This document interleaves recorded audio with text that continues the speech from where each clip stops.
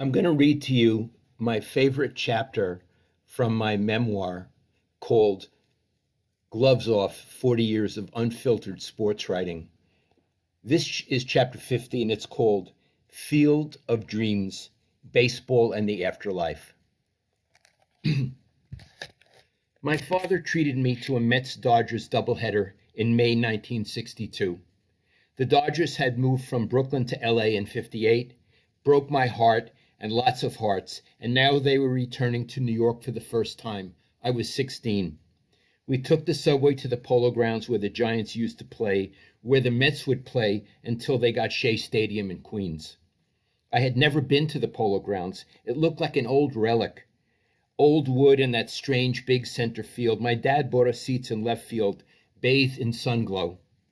I need to tell you something about my father. He was legally blind. He could see enough to walk down the street, and he could make out shapes on the screen in a movie theater, but he couldn't read the newspaper or books. He was a trial lawyer, and the night before a case, my brother or my sister or I would read him the legal files, and he would memorize them.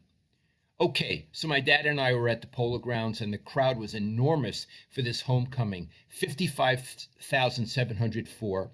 It was game 2 of the doubleheader, top of the 6th, and the Dodgers had Maury Wills on second and Jim Gilliam on first with no one out.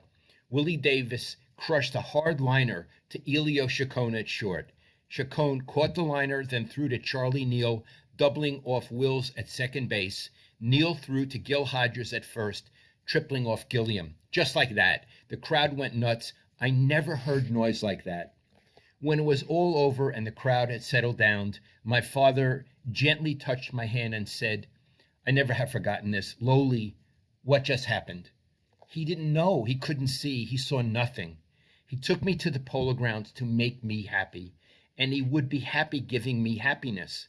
I loved my dad. I explained the Mets pulled off a triple play, and he smiled. "You don't say," he said. And I had helped him. He needed me that moment, and I delivered, just as I delivered years later when he was an old man visiting me in California, and I held his hand crossing a busy Oakland street. We came together in the Polo Grounds through baseball. It was the medium of our meeting. He had bequeathed to me his love of ball, a gift from his generation to mine, and now mine to my sons.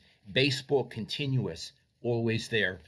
Same with football and basketball and whatever sports you shared with your folks and children.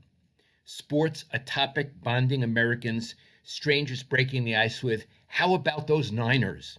Sports, the universal glue. Sports, a secular religion with heroes and demigods and athletes we invest with our best qualities.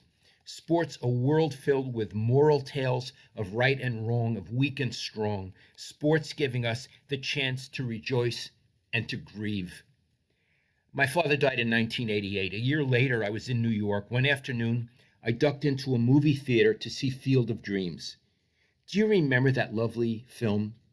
At the end, Kevin Costner meets his dad, long dead, his dad miraculously a young man.